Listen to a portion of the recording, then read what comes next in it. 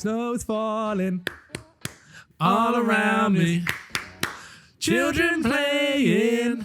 Listening to the podcast. Welcome back to the Nothing But Football podcast, ladies and gentlemen. We're getting in the spirit.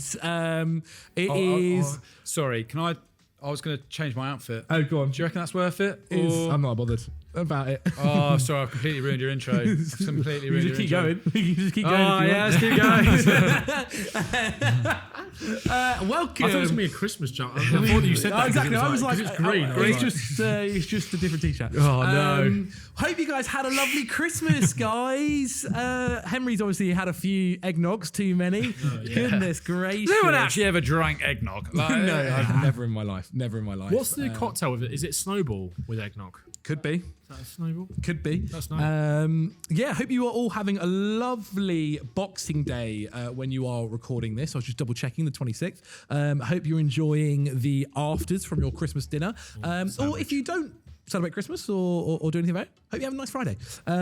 So yeah, guys, thank you all so much for watching us. Let us get you through your Boxing Day for the next hour, because you know what is happening very, very soon, lads? The January transfer window. Oh, yeah. It's back. Oh, it's yeah. back and better than ever. Yes. 30 days of pure transfer speculation. 30 days of pure drivel. yeah, A because lot of nonsense. sometimes nothing happens at all. Yeah. Sometimes everything happens. Yeah. So what year will it be? That's around the point of Boxing Day. One game this year in the Prem.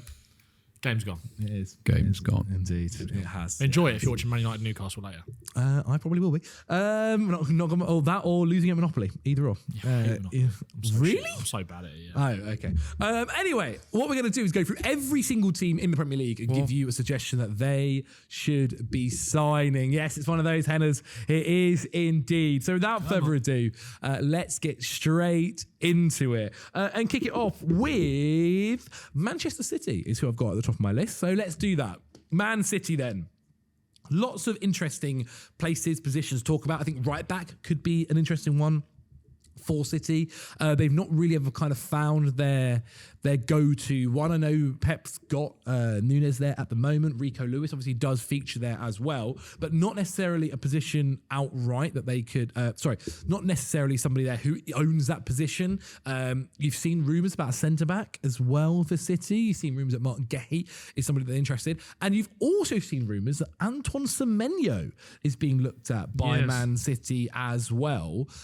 So who do you think is the perfect kind of player there for City, Henry? I've actually got here, so I've got Guehi, Semenyo, and I thought Coyote from Brentford could be a very nice signing at right back for them. I hadn't. So my right back that I suggested for them, this is the most fun start for you guys, is Jose Angel Carmona at Sevilla at the moment.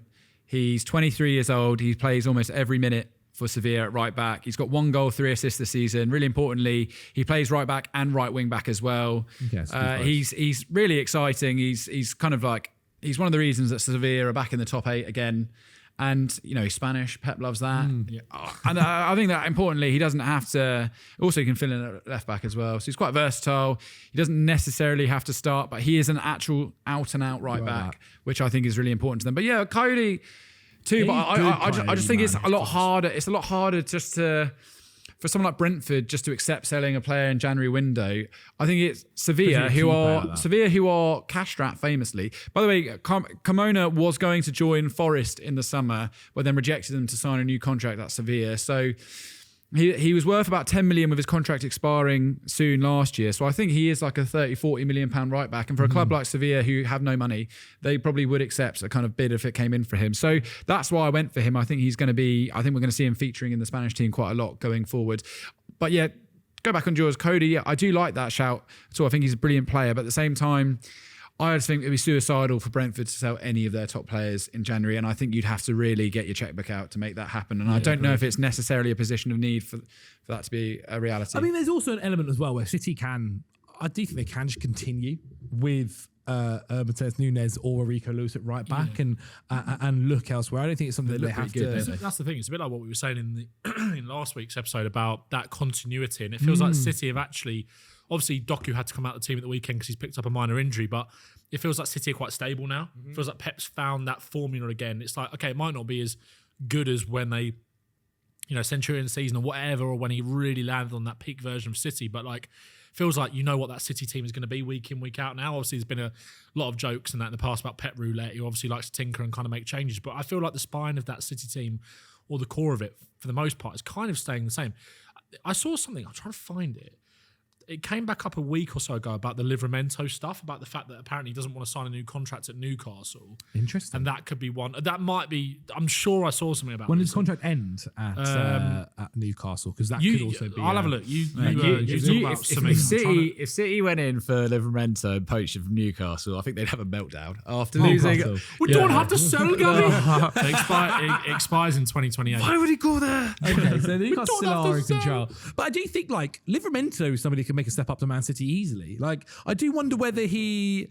Right back, left back. I mean, that'd be an amazing signing. That'd be really fantastic. cool. And it'd be I might be wrong. expensive. I mean, It obviously would they be were all out, spenny. they wanted him in the summer, didn't they? But Like, I don't know if he has a release clause. I don't think he does. So are you saying that Livramento is the January signing? could be. Well, I think City, the fact that they're linked with someone like Semenyo suggests that they are going to, a bit like last year, be aggressive in January. Last year, I think in January, it was about them kind of starting that rebuild a little bit and putting pieces together of the squad that haven't actually made that much impact from the start. Like, Marmoush has really been playing. I think he did pick up an injury, I suppose, didn't he? But he's not in that first team at the moment. Whereas now, I think this year, they might look at it and think, look, we're 2 points behind Arsenal.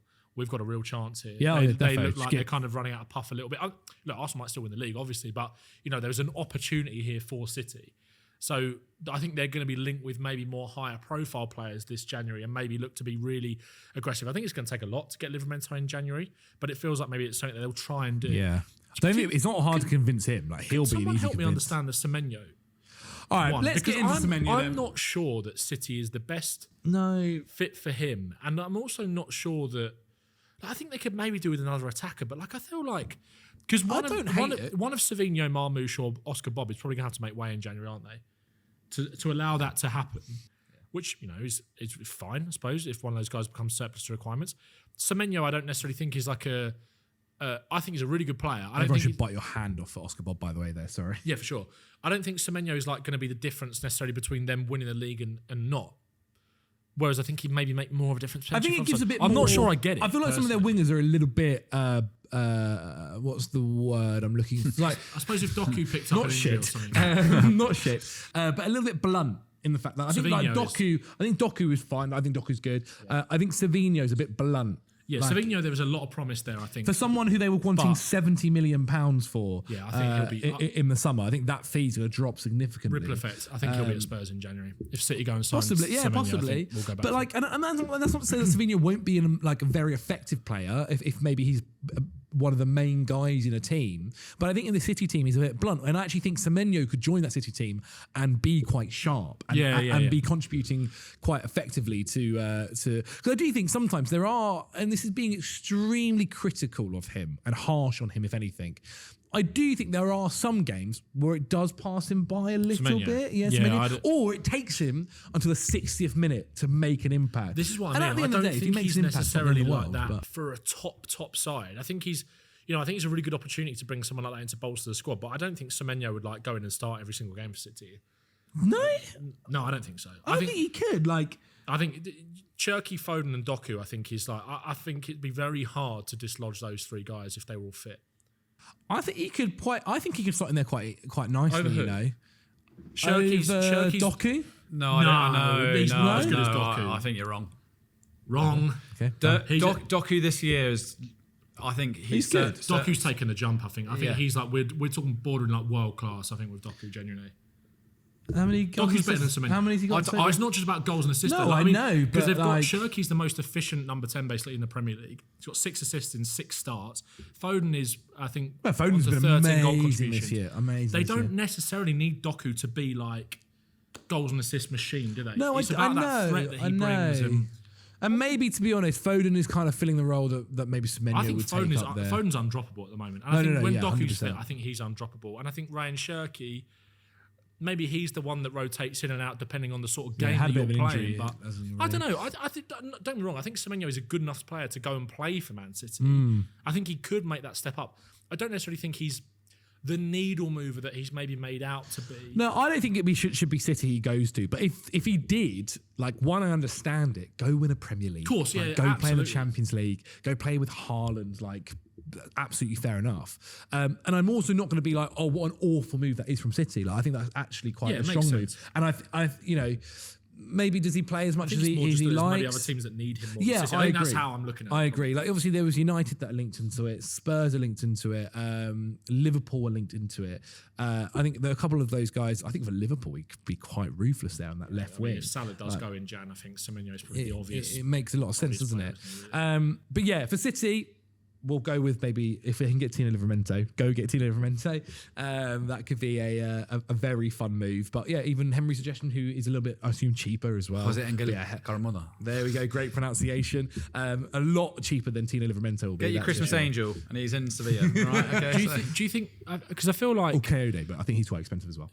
do you feel like they might, on a fullback, they might look at someone like Livramento or like a Cambiasso at Juventus, potentially take advantage of that They finance? nearly bought Cambiasso, didn't they? Yeah, they were in for it. It was couple him and years Livramento back. they were looking at. It's like, obviously, both Yeah. of them can play right back and left back. Yeah. Cambiasso can play further forward, maybe invert into midfield too. They probably will be quite hard deals to do in Jan, but That's the thing with the Jan deals. It becomes very expensive if it's a crucial player. Yeah. And will be difficult. But yeah, I'm not sure. I think City there's is a few tough. suggestions there to take your list. I think Tickle your pickle. Livramento would be the perfect one. He really would. We're going to jump over to Leeds then. Leeds. And I think, to me, it's probably that middle centre-back. The middle centre-back of their back three is somebody that I think they need to maybe look upon improving. What's his name, Ben? Bijol. Bijol. Came in the summer from and Udinese. yeah, he's not been terrible, but he gets subbed off quite often throughout the games. And it's somebody, again, I just think if they could go and get somebody to kind of at least add to that side, it's not, and obviously Leeds' budget isn't going to be the same as others. I thought it'd be interesting to head over to Tottenham Hotspur and knock on the door of Dragusin. Don't hate that. Dragusin, I Central feel centre like back in the back three. Do not hate that. one Exactly. I feel like Dragusin, he had the offer of Bayern Munich and Spurs, took Spurs, and obviously a couple of years back, and it's not gone the way he would have hoped, would it? It's not gone at all. And Well, also, he's been out with an ACL. he for has like- been out and I with think injury. that's maybe the thing that will put teams off and go, we need to survive in the Premier League. That Do is we true. go and but I don't, as a fit, take the injury He away. was really good, before his transfer Dragusin's a to good. Spurs. The thing is with He's a Dragusin, good right? defender, man. He's still young as well. He's a good defender. On the ball, I don't think he scales up enough to be able to be like if Romero got injured, for example, then you lose so much, and he's just not. But we saw it in the Euros with Romania. Yeah. There was a really good defender in there, and I think he defends with a lot of heart. So I think I actually like that. I just think it's a bit of a gamble where he's not played. He's played a couple of behind closed doors friendlies. Is he going to be the guy that That's you why I go? thought you can get him for a good fee. Like, I don't think Spurs are going to price you up too much. He'll be gone. I think he'll have left Spurs in the next 6 months because obviously we've got Vuskovic coming through the door. Mate, he's been so good for Hamburg. Yeah, he's he's a- a- Yeah, he's a real. shame. Vuskovic is a real talent. I'm very jealous that you've got him. Okay.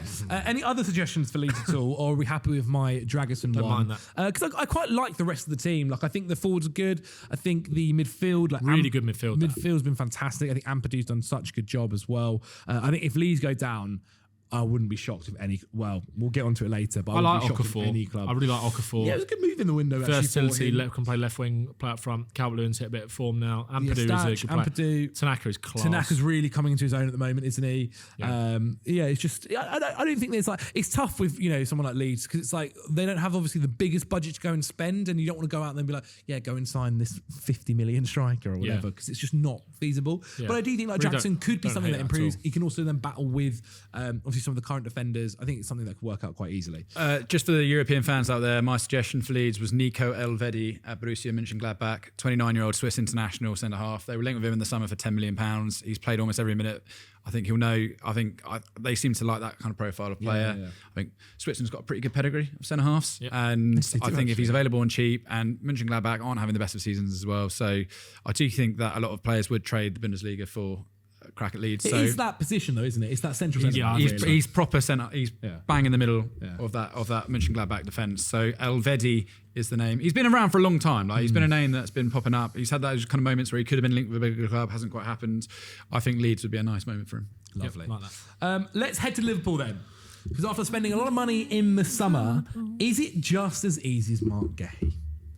Let's be honest now. Mark Guehi's contract ends at the end of this season with Crystal Palace. Yeah. In January, he can actually now start to go and talk with Barcelona, Real Madrid, any club that isn't a Premier League team. Sign a contract. Funny enough, so I was with Joe Thomason yesterday, and we were chatting about. This was just at the whilst having a drink and stuff. We were chatting about Mark Guehi, and what would you, if you're his agent, and what would you be suggesting that? Because right now, there is genuinely good rumours that Real Madrid are looking at him, and then Barcelona and Bayern Munich are looking at him, and they can all speak to him in January. And let's say they offer him deals. Would you say sign one now to one of these ones? Because look, going to Real Madrid is definitely not a bad thing. You will be making a decent amount of money as well. Or do you say hold off, wait till after the World Cup? Yes, I would. Yeah, I would. If I was Mark Guehi, I'd sit tight at Palace until the end of the season. They're fifth in the Premier League. They're playing in the Conference League. There's a very good chance that they could win that. They won the FA Cup last year. They're the sort of team that nobody's going to want to face. There was a real opportunity to go out on a high. If he went in January, I don't think it's not going to do anything to sully his reputation at Palace whatsoever. So I don't think he needs to think about that too much. But I think Palace are in it, obviously, I think the difficulty is that Steve Parish obviously wants to sell. It's upwards of 30, isn't it? Because it's the same price it was in the summer. Yeah, but if you look at now, it's funny now because where that need for that centre back has become so great at Liverpool. Yeah. Parish kind of, although you as an owner, you never hold the cards when a player's got 6 months left on his deal, but he's just reeled in a slight bit more bargaining power now because of how bad, in relative terms, Liverpool have been and how much they need. He also has to say yes as well, right? And I think he would go to Liverpool 100%. But I think if you're Mark Guehi, you get also from a financial perspective, fat signing on bonus in the summer if you sit tight, go somewhere big enough, which is almost worth the transfer fee. Yeah. You've got a bigger selection of teams that will come in. I think sit tight. But my point was more so as well. Real Madrid have offered him a contract. Right, we're giving it to you in January. We want you to sign it now.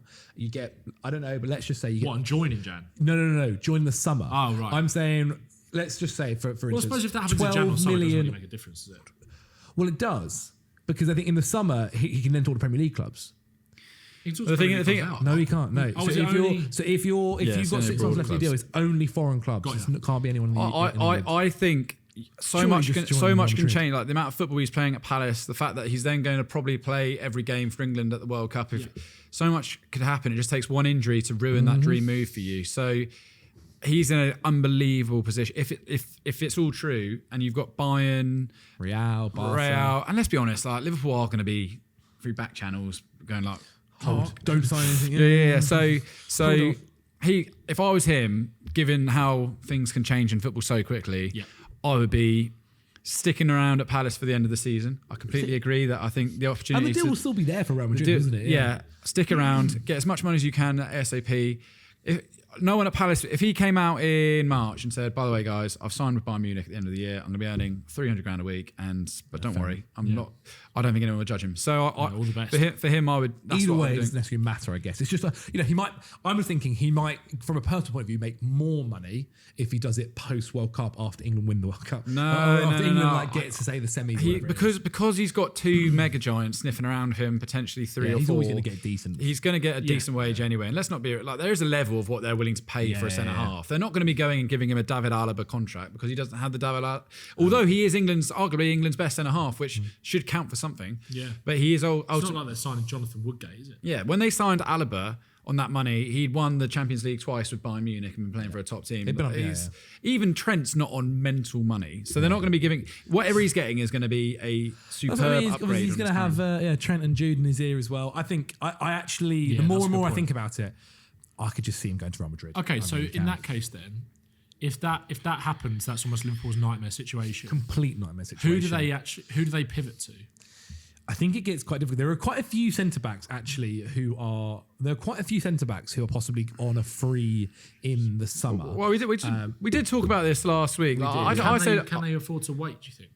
I said Schlotterbeck. I think they should go for him. Bastoni or Schlotterbeck are the two guys they really should be looking at if they want to be a top team. I actually had Schlotterbeck down for someone else, but I suppose the only thing with Bastoni is that Van Dijk plays on the left, doesn't he? All right, fine. Well, I mean, no, but I think again, yeah, but they're it's also actually the gonna, right side, isn't it? That's a bigger issue. They're also going to have to succeed Van Dijk at some point. Yeah. So maybe they go and get two. I think they probably need two centre halves, Liverpool, don't they? Really?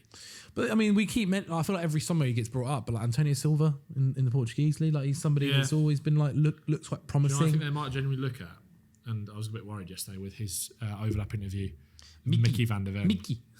Mickey van der Ven. Yeah, his dad there only talking during the transfer parts. Interesting. It was like at least it wasn't on the golf course. I mean, you under. It's not a bad move. Definitely not a bad move. Does he have a release clause at Spurs? No. It'd be expensive then. They're trying to tie him down to a new deal, but I just think that I don't think he'll sign that. I hope he does. Okay then. Well, there you go. Go get Mickey van der Ven, Liverpool. That is your don't do that. No, there definitely. from Ben. Yeah, well, steady on. But no, it's either that or go just pay what you can and get Guehi in. Yeah, you got to throw a thing. I think you just got to kind of accept it.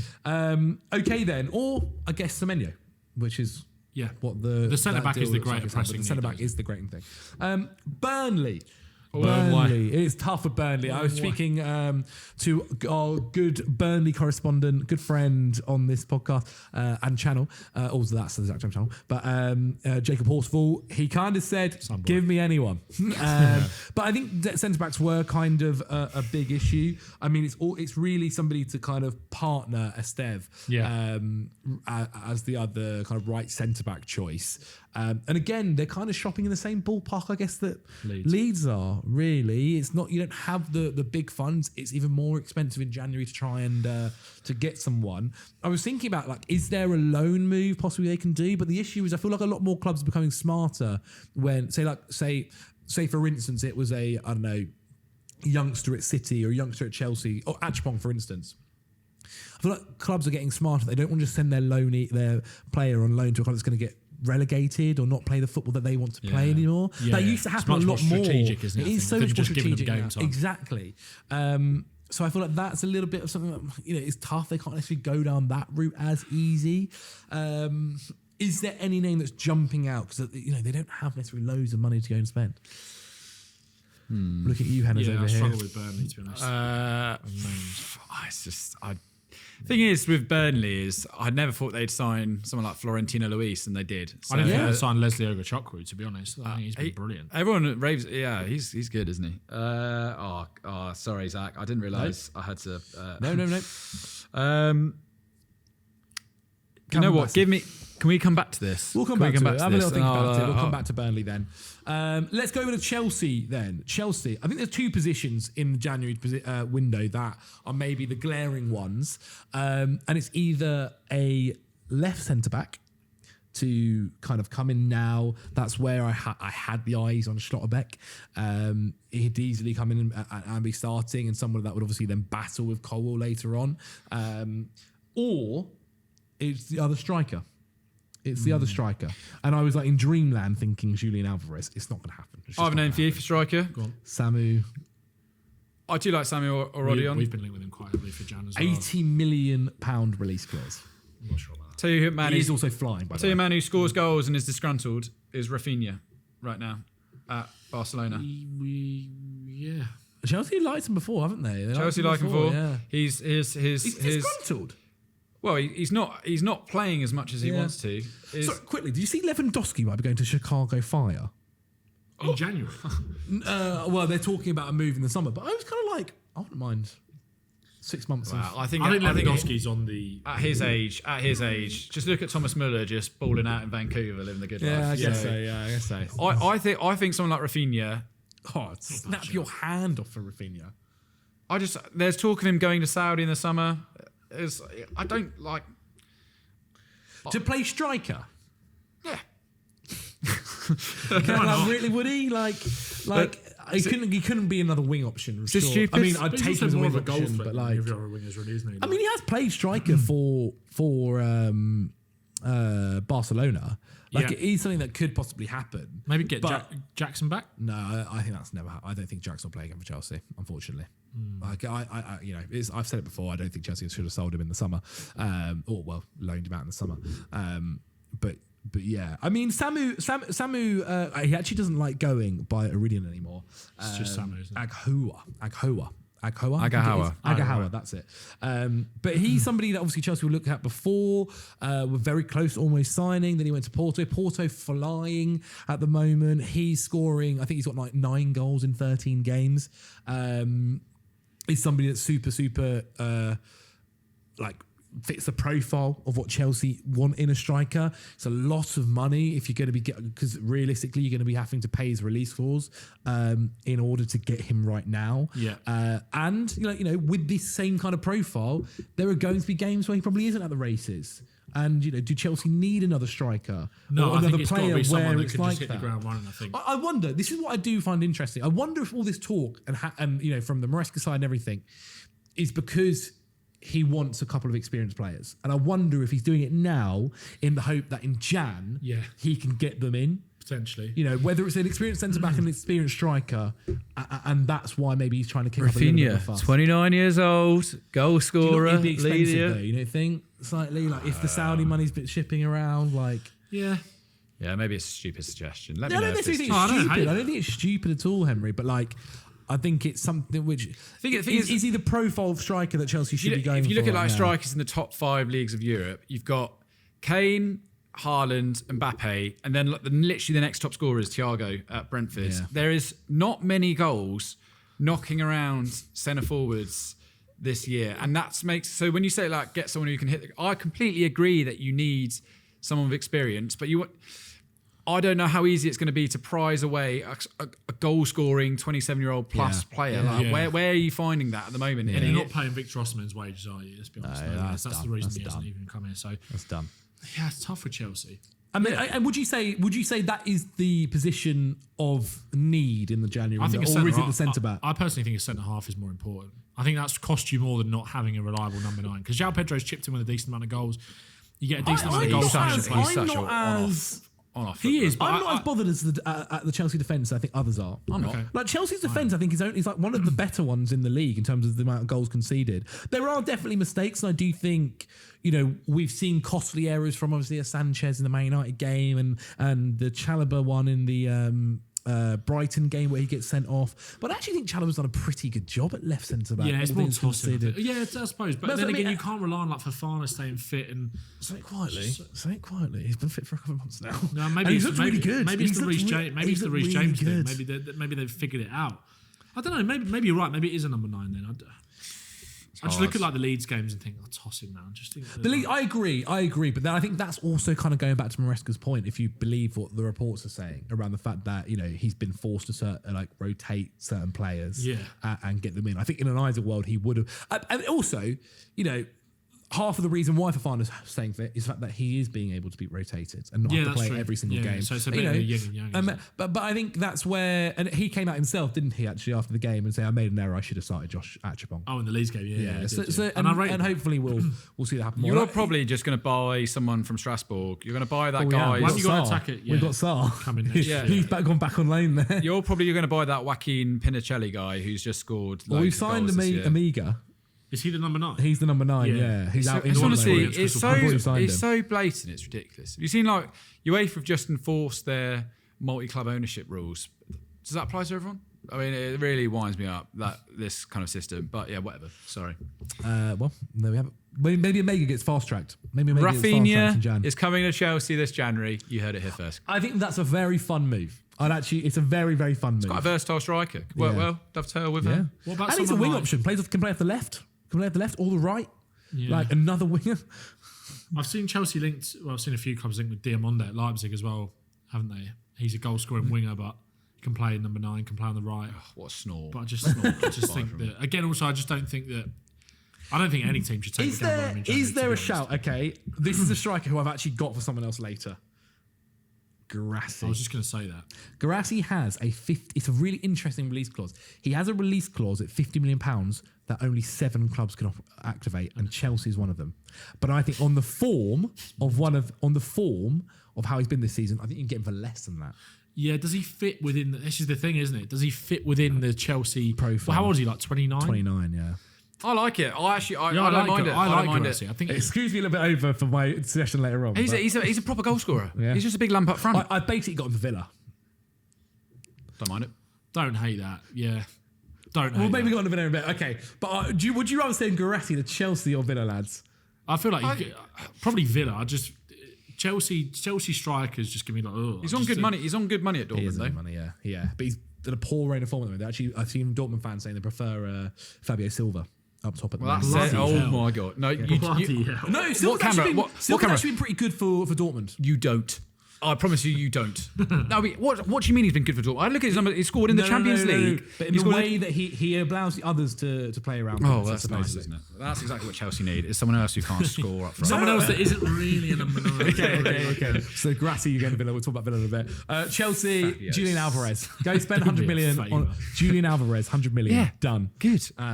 Julian Alvarez would be amazing. But he's not going to move, is he? He's Not in going Jan. to. No. No Okay, chance. tough one, guys. With all of these suggestions, please get your ones in down below. Maybe it is Samu. Maybe it is Samu. Chelsea go and spend 80 million on him He's to only go scored and 5 goals in the league this year. finally get him. Interesting.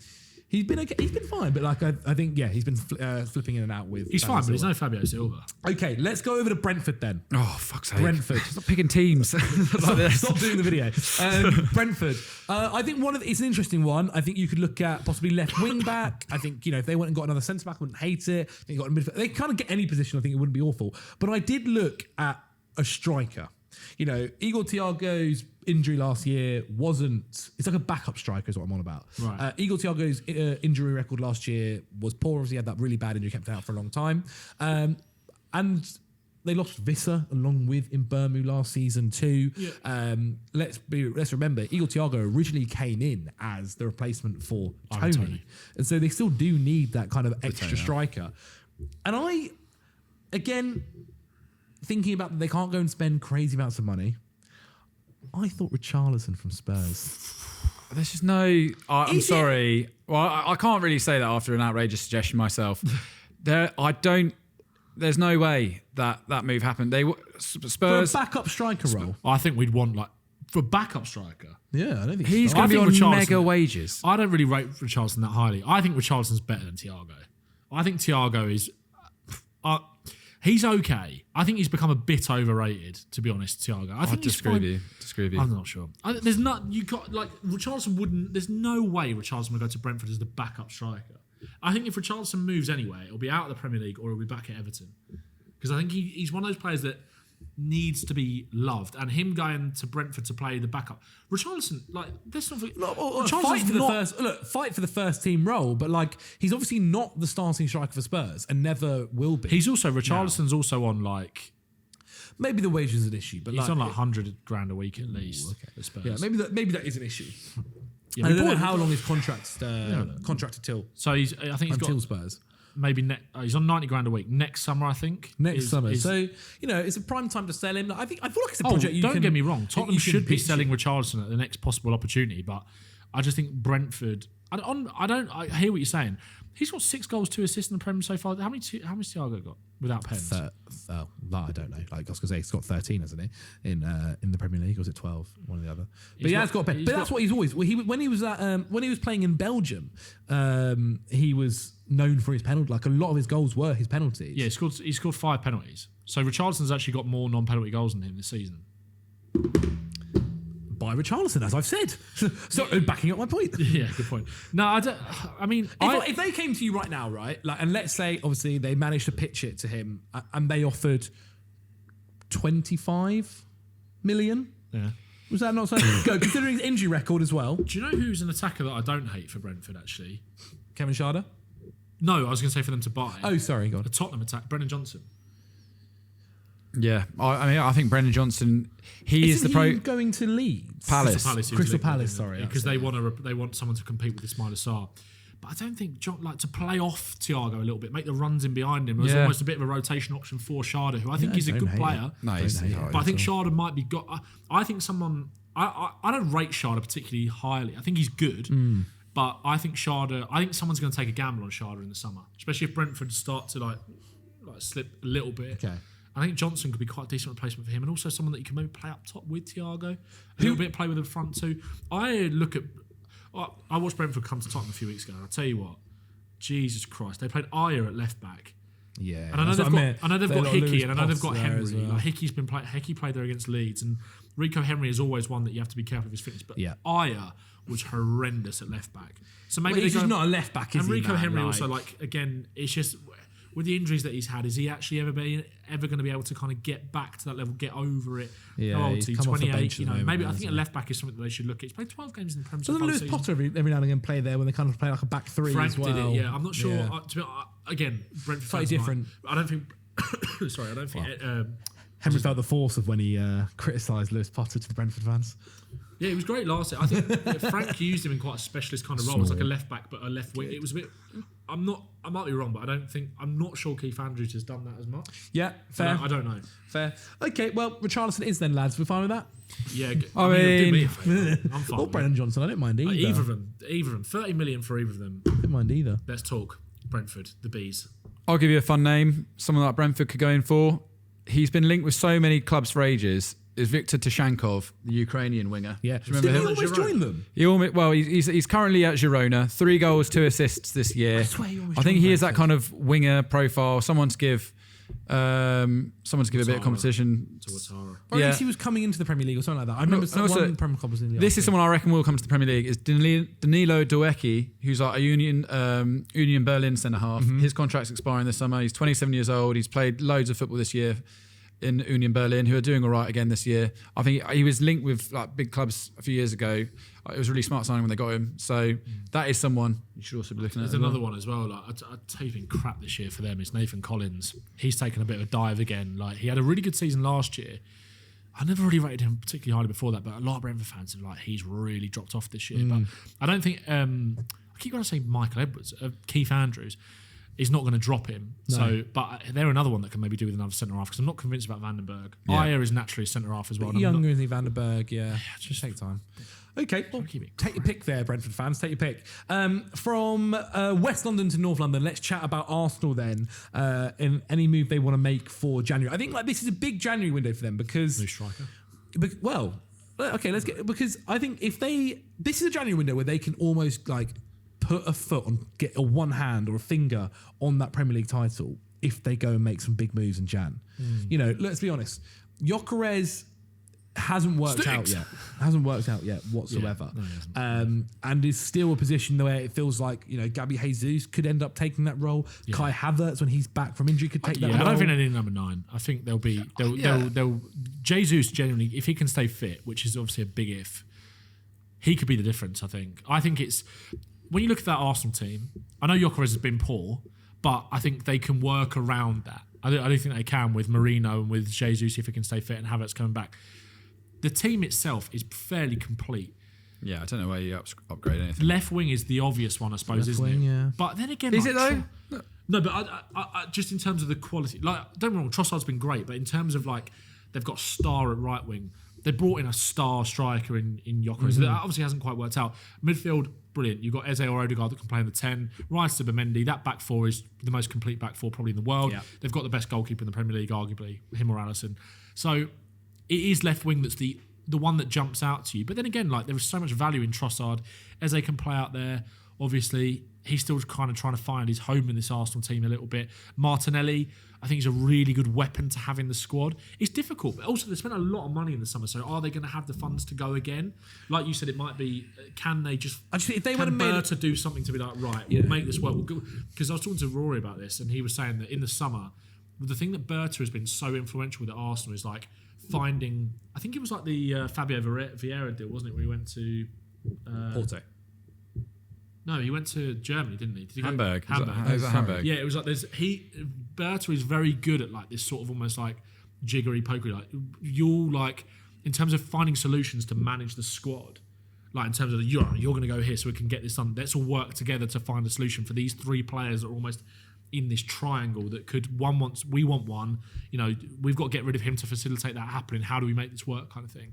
So there might be another little bit of that in Jan. And there might be a bit on obviously in the last video we spent a good time talking about how maybe transfers aren't the one that's going to do you keep it together? Is it about stability? But I just feel if they get to the end of the summer or to the end of the window and say they've lost the league to City or whoever it is, and it's something where you look back and go, okay, Gyökeres got 10 goals or whatever it might be, 11 goals in the season. And they had the January transfer window and they could have got out and got Samu, or they could have gone out and got Alvarez, whatever it is. Obviously, got to spend big money to do that. They can't buy a striker in January. They can't. But is it not something to? If I was Arsenal, I would be going to someone like PSG. Barcola. And I would be going, because look, Barcola, 9 starts. Barcola. No, listen. Barcola, 9 starts, 4 sub appearances. Doué this year, 4 starts, 3 sub appearances in the Liga. Kavica Kvaratskhelia, 8 starts, 6 substitute appearances. Ousmane Dembele, 3 starts, 5 sub appearances. The point, and then they've got these young guys. There's injuries and guys coming through. Barcola is the one where he's not particularly happy and the fans aren't particularly happy with him. The point is the way that the manager Enrique lines up. No one's really safe in that starting lineup, and he does rotate it quite a lot. And I think a lot of these guys would assume that they should be playing a bit more football. So the problem is with Arsenal, and what we've alluded to here, is they're almost so complete that where do you actually go as them to find the extra level? Barcola, that could be quite fun. I'd go, look, he's just a tricky... He can play both wings, can't he? Play both wings, bit of flair, bit of difference to Martinelli and Odegaard and Eze even. So Barcola's the only one, but I really think that it's going to be near on impossible to upgrade this Arsenal squad in the summer, and this winter, sorry. And I do think, as Ben alluded to, Jesus and Havertz back competing with Gyökeres. Marino. I fucking love that guy. He is. Mika Marino is a cheat code. He's good. I hate him. It's just so annoying. Well, there you have it, Arsenal fans. I mean, they could go for Semenyo, couldn't they? I suppose he's an Arsenal fan. I wouldn't mind that, Semenyo, whatever. Yeah, he's the race for everyone, isn't he? So that's the thing. Okay, Semenyo, you're going to Arsenal. There it is. That is the suggestion. That's the thing. I feel like it makes... I said earlier, I have doubts about Semenyo being the needle mover. But then again, Arsenal don't necessarily need... No. They are quite complete. So it's just about adding that sprinkling of quality on top. But I think it makes more sense for him to go to Arsenal than Man City. But I don't know. I feel like his future lies in the north. Can play striker, but Semenyo as well. True, actually. yeah, very true. Can play striker. Okay, let's go over. You mentioned the north, the northeast. Sunderland. Sunderland. And I think it's interesting with Sunderland. In the last video we spoke about their transfer business being really positive, and there's not too many positions I actually think in that side where I'd say, maybe it's worth replacing this guy. The one transfer I think you can actually maybe say hasn't quite worked out is Ndingra. They got him in from Brighton. Yeah, really sad about that. I think we all liked the idea and felt like they had a bit of a coup. I remember Doogie when they got him in our Football Daily group chat was going, why? He was one of the more expensive ones as well, wasn't he? He was like 30 million. I even remember us kind of thinking why would Brighton let him go? And Brighton fans themselves were actually a bit more not that bothered about it. Really. So obviously it might be someone that kind of plays on the wing then. And I thought, okay, if it's somebody who they don't mind giving, it's not necessarily a crucial role right now, but they don't mind maybe signing someone for the future. Somebody that almost left the club in the summer was Tyreek George. Not going to cost an arm and a leg to get him out of Chelsea. You're not going to recall him, are you? Like you did with Mark Guehi? No, you can't do that if you buy him permanently. Good point. Zach, it's not often I say this. I absolutely love that shout. Yeah, I don't mind because he almost came to Fulham. He hasn't really had the game time that Patsy was expecting. I absolutely love that shout. I think Tyreek George at Sunderland. It's a great time to go there. They probably either wing up front as well. They probably got that relationship with Sunderland, and to an extent, owe them one. Yeah, Chelsea owed after Guehi. The Guehi situation. Even if it's a loan deal, I think Tyreek George to Sunderland could be a fabulous move. Yeah, I actually really like that. I think there wasn't I can't remember how much the Fulham fee was going to be. But 20 mil, 22 mil. Not astronomical. Chelsea have enough players in that position for George. And George, he's not going to. George is a good player. Honestly, George is a really exciting. What do you think his biggest strength? I think he Running is around. very direct, and his ability once he cuts in onto his right foot from the left, he has that in the youth team. He used to do it all the time. Yeah. That kind of cutting in from that left side onto his right foot and hitting that shot into the right corner. And I think it's something that he, again, like if it didn't necessarily go super well for him at Sunderland, they can still like profit off him. He's a youngster, still obviously plays the England under 21s, has huge potential. I don't think it it won't cost an arm and a leg. Like I think there's a lot of upside there for. Yeah, I like Sunderland. that. I like that. You know, I guess it's someone that's homegrown as well. Well, he's an England national, so it helps with that side of things too. So yeah, that was my suggestion. I'm glad you guys like it. Sunderland, they have it again with all of these suggestions. Get in the comments below. Let us know what you think and any other ideas you have for your clubs. Is that for the season? Isn't it? Yeah, Let's that's what I was looking at. head over to Tottenham Hotspur. Oh. Nottingham. I put forward, free him. Kobe Mainoo. Yes, please. Kobe Mainoo. Yes, please. Love it. I think there's a load of positions you can go for Spurs, really. Like Midfielders are our biggest problem. Midfielders, but if you went and got a left winger, fair enough. If you went and got a fullback, fair enough. I even think if Spurs went and got a goalkeeper, I don't hate it. Yeah. But the midfield, especially the DM position, is somewhere where they are crying out for somebody to come in. And look, I don't mind. I don't mind Gray. I really think he's. I think Gray's really good. I think Paulinho, he's got to go, blood. fine-ish, but don't make him permanent. He's got to go, Don't make him permanent. Kobe Mainoo at United, the situation is just weird. It's so weird. And we mentioned before on the podcast, like maybe it's a situation where he can just see out the manager and be there long enough and they'll be in the first team for Manchester United in the future. Obviously an academy kid. We saw the pictures of his brother or half brother wearing the shirt that says free him, play him. Which just doesn't help the situation because actually what was weird is that United looked really good when he came on against Bournemouth. And it felt like maybe there'd be a turning, and then that I don't think. Either way, I was listening to a podcast of The Athletic, and I thought they made a really good point. How did he think that was going to work out? Like wearing the thing. It's just I know it's the brand. It's JDA, I think. And if it's like a thing where he didn't think he was going to come on or whatever, still doesn't help the situation. If it's the thing of maybe put more pressure on Amorim, still, I don't feel like that's the way Amorim's going to react positively to that. No. It just doesn't help any cases. Obviously, there are other rumours about loan moves to going to like Napoli and stuff like that, which are all fun for Mainoo. And I feel like the board realise that they can't maybe necessarily sell him because I think they're still not 100% set on Amorim. Yeah. And they wouldn't want to sell him in case the next manager comes in and realises obviously the talent that Mainoo is. Yeah. However, I do think there's a case for any club to come in and put a competitive offer. United should be embarrassed really when it gets to January and there's a list of clubs as fucking long as like going down them stairs that's like wants to buy him or get him on loan. I just think that it's just criminal really what's going on. Like you said, I don't think his half brothers help that situation really, but I think for Tottenham, I really like it. I think obviously we've got young midfielders in Gray and Bergvall, who I think are really good talents. I think Archie Gray obviously had a difficult moment against Forest at the weekend, which I don't think was necessarily all his fault anyway, but every other game he's played this season has been largely very good. But you can make mistakes. When you're that young, you can make mistakes. Yeah, of course. You're allowed to make mistakes. Yeah, absolutely. It doesn't make me feel any differently about him as a player whatsoever, Agreed. but I think it wouldn't even be about Kobe Mainoo coming in and replacing Archie Gray. I think to have Mainoo almost play alongside him, someone like that who can... Mainoo is such an excellent connector from the back to the front. You saw that against Bournemouth the other day when he came on. Yes, it was a bit more of a kind of crazy game where there was lots of maybe a bit more space and whatever, but Bournemouth in there pressing him aggressive. He's just like there's little 1-2s around the corner to get you out of pressure. He can play deep. He can play he can come in and play with someone that's a little bit more defensively minded, like a Bentancur or a Paulinho.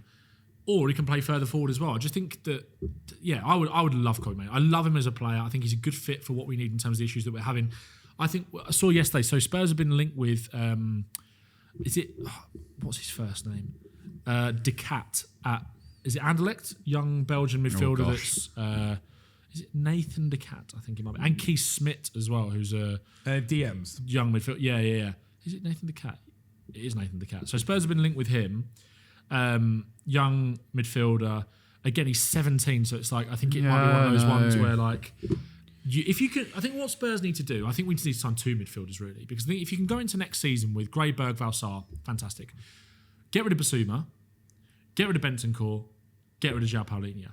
Then I think that means that you can then bring in two a minimum new midfielders. One that maybe isn't that younger mould of someone like a Decat or a Smith, who have got really good potential, higher ceilings, a bit like what you've got on Gray and Bergvall. To have that as like a really exciting talent base as a young midfielder is great. And then bring an experienced player on top of that. Also, when I say experienced player, that can be someone like Kobbie Mainoo.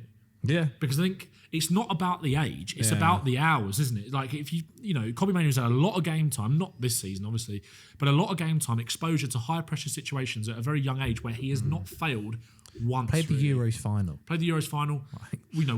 Scored an FA Cup final for Man United. He's only 20, 19, 20? 21 maybe, 21? max. Like that, you can be experienced and be young. So I think that Spurs, what they need to do is go out and sign someone more established in that position, but also if they want to continue down this path of bringing in the likes of Vuskovic, obviously centre half, but those kind of talents and bleed those younger players, Bergvall, Gray, etc. That's great, because I think Gray can develop into that more deeper defensive midfielder over time.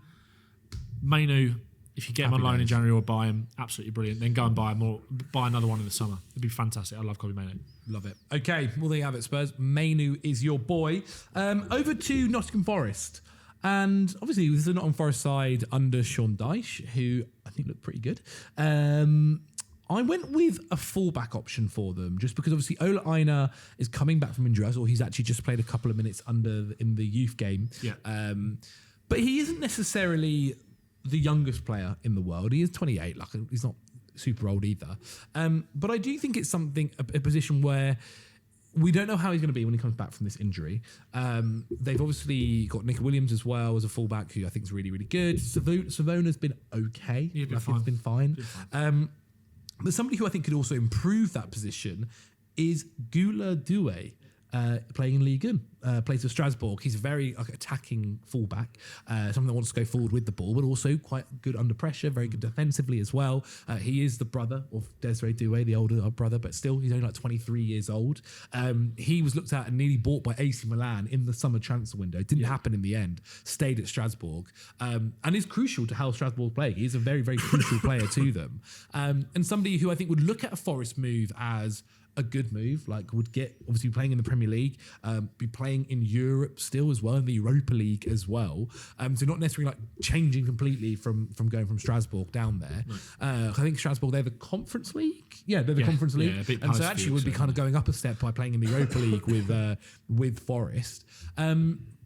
Maybe he might look at where Forest are in the table and think, well, it is a bit of a drop in terms of like going to maybe a possible relegation candidate. I don't know what would happen maybe wage-wise as well. But it's somebody who is kind of sparking the interest of teams that are maybe not teams who are battling for the titles and top four challenges.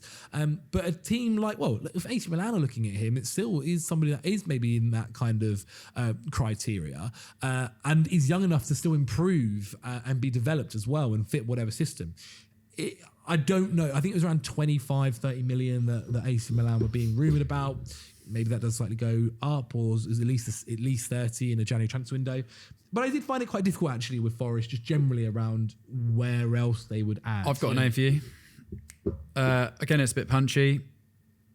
He's a different profile to Igor Jesus. He's not really a goal-scoring centre-forwards. And Chris Wood, I don't know. This guy needs minutes. This guy needs some confidence with a big World Cup coming up.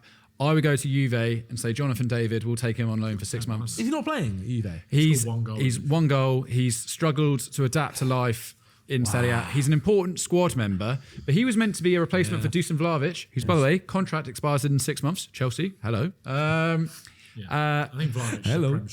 But I don't know why we didn't talk about Yildiz to Arsenal. I think that's another absolute show in. Summer. But anyway, he's a baller, by the way.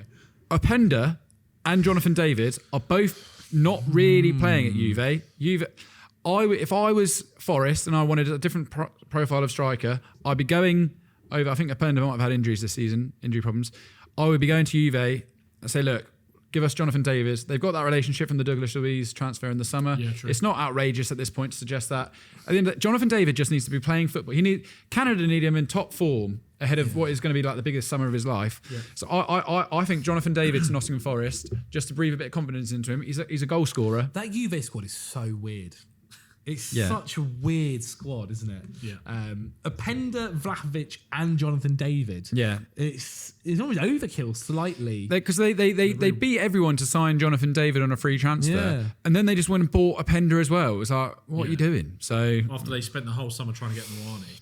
Yeah, that's true. So and then they didn't sell Vlahovic as well, which they were trying to do. Yeah. I don't know if David. I think David, if he wanted to move, he could. He's played about 600 minutes in Serie A, which isn't terrible, but he's got they're saying he's jinxed up front. So always good that. The thing is with Forest is that they've got so much depth in every position. Like I forgot they bought Arno Calimawendo. Yeah, he plays more. Yeah, I think he's more of a winger. He's a striker, can play out wide. Chris Wood. They've still got a Wonyi.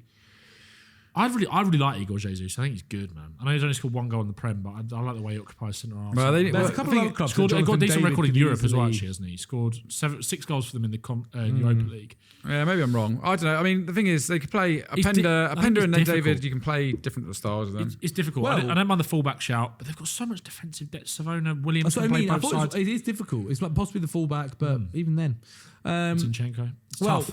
Okay, tough let's team. go over to Villa, because this could be the one then that if we're not sending Sergio Guirassy to Chelsea, also we have sent him to Chelsea, either or. I think striker is probably the one position. Obviously, they could go and get a right back, sure, but I think actually Cash is in good form at the moment.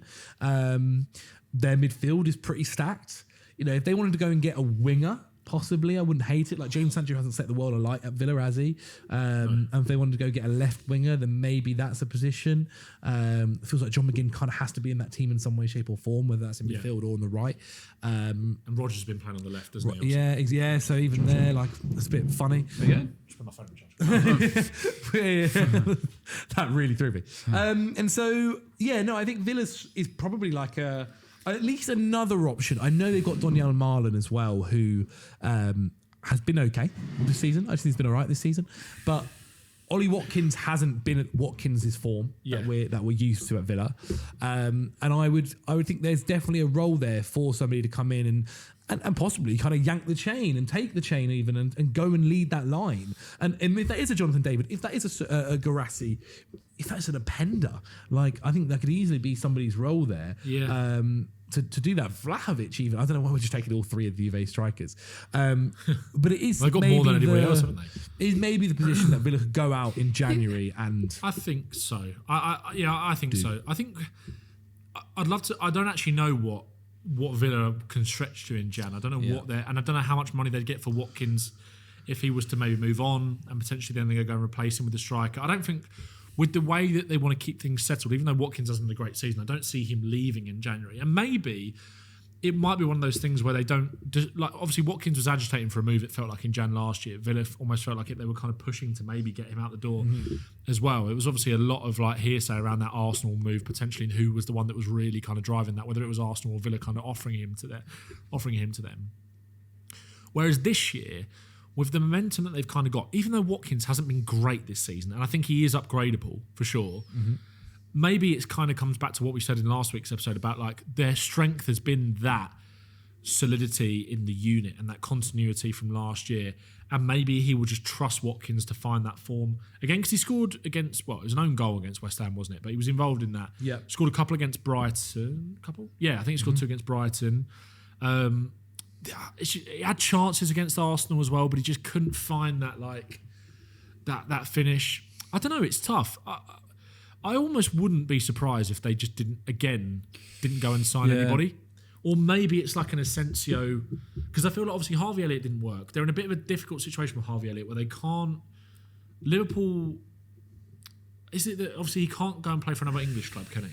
So they can't send him back to Liverpool and Liverpool then send him on loan to somewhere else in England, which means he'd have to go abroad, which obviously means that Harvey Elliott is probably more likely to want to... But wasn't it also like an obligation to buy? Only if he plays... Well, this is the other thing. So they're caught between a bit of a rock and a hard place in the sense that I think if he plays more than 10 games, they have to go through with the obligation. And they can't send him back to Liverpool, really, because it mean that Liverpool would have to send him abroad, which... Actually, then again, he was linked with Bundesliga clubs in the summer, Elliott, so maybe they will do that. So they might be able to find a way around it, but... I don't know. Maybe they look to go and almost try and find what they found in what they thought they were going to get in Harvey Elliott, maybe in another Asensio type signing, because maybe they, with the whole problems around XG and those kind of things about not creating loads of chances, maybe they will actually look at that and think we just need someone in there. It's a bit more of a off the cuff player, moment out of nothing. And I think actually maybe thinking about it now, if I was a Villa fan, I'd maybe look to go and get more of a number 10 than actually a number 9. All right, a number 10. All right. I was going to say... Or someone like number 10 right winger that's creative. So what they thought they were going to get in Elliott, basically, I think. I thought Mateta could be quite a fun move for Villa. Just try and... Palace are never selling him. You say that, like they keep... I'm sure you know. Sell him. No, not in Jan. Maybe one for the summer. I think just go get a proper striker. I feel like quite an Emery. Then again, Mateta's got the exact same issue with Watkins, that he's just not clinical at all, is he, Mateta? 7 goals this year. It's not too bad. Look at the big chances that he's missed. He's underperforming his XG. Like he's don't get me wrong, he's scored goals obviously, but he is.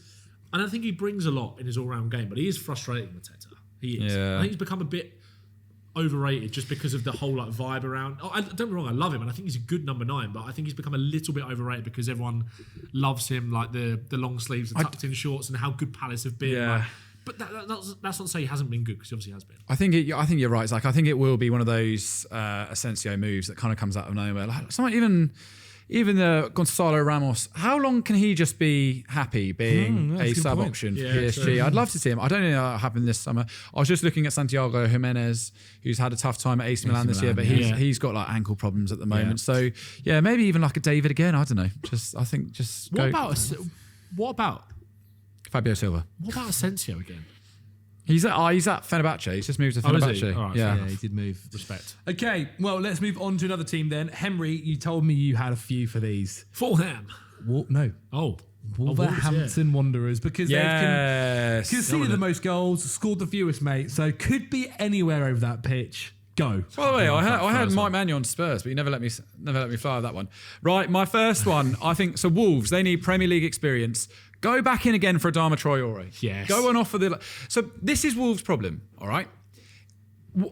What are you offering these guys? It's probably going to be loan deals with you can make it permanent if we stay up. It's never happening. You can't. They can only really offer these guys money, and they're not going to accept that. In terms of like, they're not going to accept a deal where in 6 months they have their salary halved. Yeah. So go and get Adama Traore on loan. He's a powerful. He's better than some of the options they've got so far. Knows the club, and he knows the club. Go to Forest and say, Ryan Yates, your captain. You're not really doing anything with him. We'll take him for a little bit. Wow. Get Ryan Yates in through the door. I think he's actually an underrated player. He's only played 300 minutes this season. 10 substitute appearances for Forest. Would they get rid of him? Maybe not, but that's the kind of experience that you're offering there. The goalkeeper situation. Now, this has been very, very hard, I have to say. I was looking at Kinski. Could you go to Spurs and offer a loan for Kinski for 6 months? There's not really a backup there who I think would fancy it. I was looking at Jason Steele at Brighton. He might be better than what they've got so far, but he signed a new deal. Kinski just doesn't happen unless Spurs sign a new goalie in January. But that's it. That's what I realised, that because you're Austin third choice. Yeah. So my Adama Traore and Ryan Yates, it's not that exciting, but honestly, like, what are they going to sign? What about someone like in that kind of same mould as Ryan Yates, slightly different player, but same club and Premier experience to an extent? James McAtee?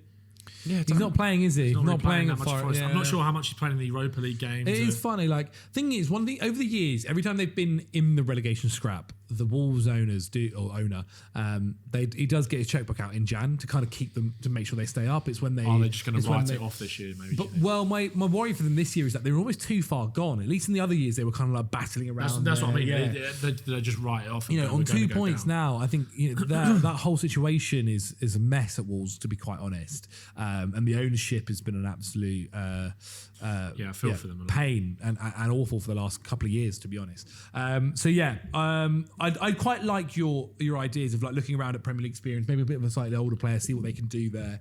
They almost need a Craig Dawson again. They just need like a prime Craig Dawson just to come in and be an absolute rock at the back. Larson, obviously, he's come back from injury. He hasn't been the same guy. Fer Lopez hasn't turned up really. Like the midfield of Andre and who's the other Brazilian boy? João Gomez. They've fallen off a cliff. Absolutely fallen off a cliff. But they were like they're Brazilian internationals. And at one point last season looked really, really good. Like the defence last season, they managed to sort it out. Vitor Pereira managed to sort it out with January signings. And I who have wonder been if they're terrible trying to do this that. season. They Toti have. Gomez, Agbadou, They they've been have. bad, haven't they? I wonder whether that's what they're going to try and look at this season. But I do like your idea, Henry, of getting in Premier League experience. Dormitory could be fun. What can you possibly suggest for a team that are bottom of the league with 2 points? I mean, they should even just look at the Championship. I mean, for guys down Prepare there. for them or go, yeah, because that would work if you sign some of the better ones, but then it's like some of the best ones will be possibly not willing to. A goalkeeper. I looked at Thomas Kaminski. I thought he was pretty good at Luton. But he only joined Charlton in the summer. Even like Mads Hermansen, you can say, but look, he's been rubbish at West Ham. He's pretty good for Leicester last year. You can't just say that goalie's got bad. Bad at West Ham. He was bad, but I don't think. I think you have to give a guy like that another chance. So even like Mads Hermansen, I would take him on loan from West Ham. Yeah, maybe that lack of pressure environment might actually be because it could go one of two ways. It's like you sign a player like Hermansen that's been terrible for West Ham. Obviously, Areola back in the team now and doing quite well. And you think, if you're a Premier League club, are you really going to go and look at that if you need to survive? But like I said, they're going down. That lack of pressure might actually be really good. Is there anything in the James Trafford loan? No, there's no way. It'll be what's Trafford will go to Trafford? Yeah, sorry, Ben. Trafford going to Wolves and just getting the ball smashed past them every single week. There's almost no value in that whatsoever. Yeah. I also think what I was going to say was I also think there'll be bigger clubs that will come in for Trafford in Jan. Fair. I wouldn't be surprised if Newcastle go back. Well, let's jump on to Newcastle then. Newcastle, in the last video, we spoke quite heavily about their kind of right-wing attacking midfielder player. And I had 2 suggestions for them for this. Either an Ethan Nwaneri loan move. Yes. Or a permanent move for De Ketelaere at Atalanta. Yeah, I don't mind that at all. So I have De Ketelaere on my list. I also have, and I quite like this one, Julian Brandt at Borussia Dortmund. 29, never made it to the Prem, like maybe. 29 years old, bags of experience, 6 goals, 2 assists this season. You've been banging on about assists that you want in this. You want someone creative. He's got 29 assists in the past 3 seasons in the Bundesliga. Contract expires this summer. Marco Reus was out the other day being like, I really hope they can tie him down. He does feel like a kind of Dortmund guy, doesn't he? He's been there for a while, hasn't he? The point is, that is the kind of name on the back of the shirt, a mate for Voltemade, another German through the door. Voltemade having to live with his mate, just to find some friends in Newcastle. I actually think Julian Brandt is the kind of fun, interesting transfer. I like him. He's a brilliant. When he's on it, Brandt, and Borussia Dortmund playing a big, similar kind of feel to Newcastle, if that makes sense. Did you see the media, by the way, on interviewing Voltemade about so weird? You're living with your mate, basically. Yeah, it was basically like 2 steps away from being, are you gay? Yeah, no, it's absolutely bonkers. So weird. It was absolutely insane. He's not the first person to live like an entourage of lads as a footballer. It's mad. So yeah, I think De Ketelaere from AC Milan or from Atalanta. Atalanta, exactly. Or I quite like my Brandt suggestion. Yeah, I like Brandt's suggestion. I think it's someone obviously has a bit of experience, Champions League quality. I think he would look at Newcastle as a positive move for him in one last maybe not one last contract, but like his peak contract quite possibly. De Ketelaere, I guess, gives you the young side of it, a lot of upside, a lot of potential still as well. Might be a bit expensive. De Ketelaere costs a lot more than say Julian Brandt does. Atalanta do dig their heels in. Look at the way they dealt with the Lookman last summer. They have a price and they're like, you pay that. I wonder if Lookman gets the move in Jan, possibly. I'm not sure about. And then in terms of my Ethan Nwaneri move, I really like that. He's not playing, and he's at that age now. Everyone believes and agrees that he is a talented footballer and has super bags of potential.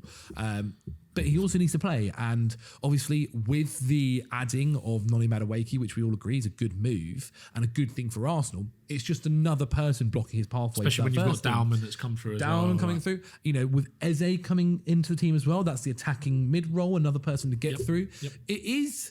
I know he signed that new contract, but I do wonder if he's looking at it and thinking, maybe I've made a little bit of an error there. There were links to Chelsea in the summer as well, weren't there? There were links to Chelsea, and there were, Chelsea, I know I'm pretty sure, offered something like over £1 million for him when he was a youth product. Chelsea have always quite liked him. Right.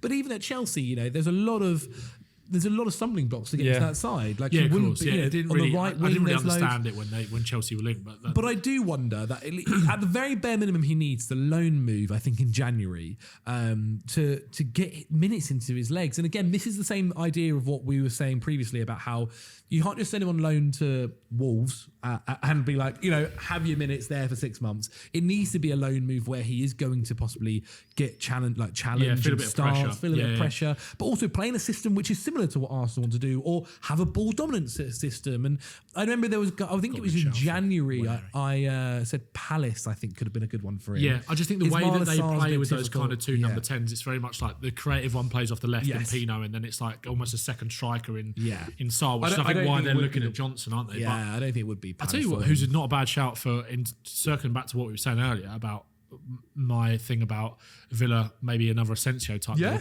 Waneri to Villa. I do not hate it. I wonder if they think too competitive. Yeah, like, no, completely agree. I think they're maybe too high, but I think there's a. So I mean, Newcastle, I feel like it's a way where they're not competing with Arsenal. They're not. Yeah, they're not. He would see it as a good move for himself. 6 months is not bad. Move and then outside in the summer, of London, different change of environment. Exactly. I like that. And then in the summer, you see your cards and maybe make a permanent move. But we'll see. I don't hate that at all. I'm glad. I was thinking someone potentially.